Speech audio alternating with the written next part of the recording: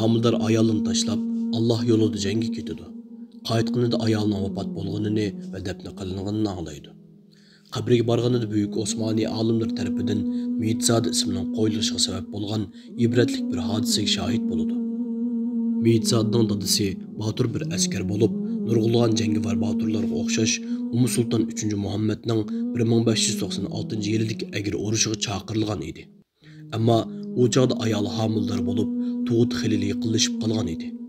Buningga qaramasdan Alloh yo'lidagi jihodni hamma narsadan ustun tutgan jangovar dada safar tayyorliklarini tugatib, homildor ayoli bilan kuyimchanlik va muhabbat ichida rozilashdi. U qizg'in ruh ichida hozirdan boshlab g'azab hayajoniga cho'mgan edi. U oxirgi qitim nurliq yuzlik, vafodor va fidokor ayoliga qaradi. Ayoliga tug'utida yana turib hamroh bo'la olmaydigan uchun ko'ngli yerim bo'lgan holda dushmaniga qilich urdigan qo'llarini adab bilan Janobi Haqning huzuriga ochdi. Ko'zlariga liqqida yosh to'lgan holatda duo qildi. Allohim, bilib turibsanki, sening yo'lingni g'azotga ketyapman. Sendan boshqa hech kimim yo'q.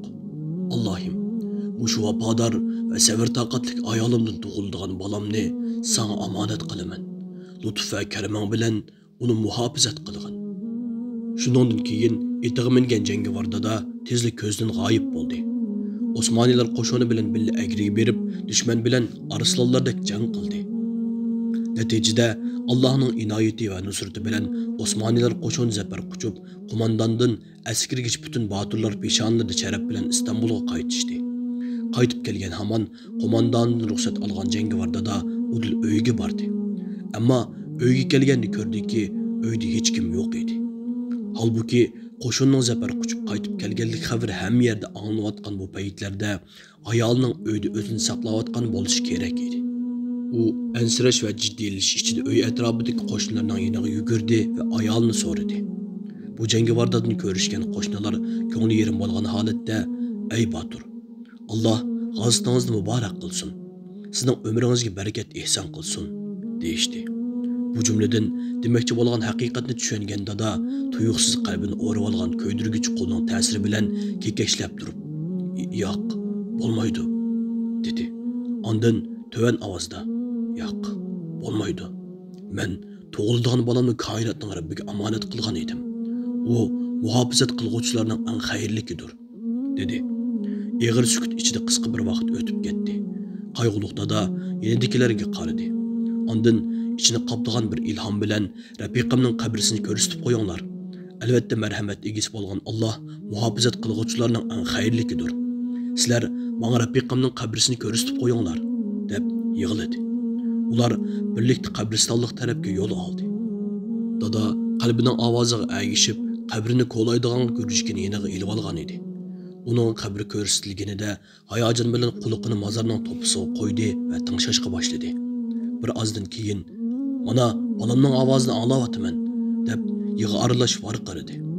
U darhol gurjikini elib qabrisini ochmoqchi bo'ldi. Uning bilan birga kelganlarmi qabridan chiqqan bolaning inchik ovozini anglaganliklari uchun bu qayg'uluqdagi yordam qilishdi. Qabri butunlay ichilganida o'ttirga chiqqan manzara irodalarni yo'q qilib o'tgudek darajada hayron qolarlik va dahshatli edi.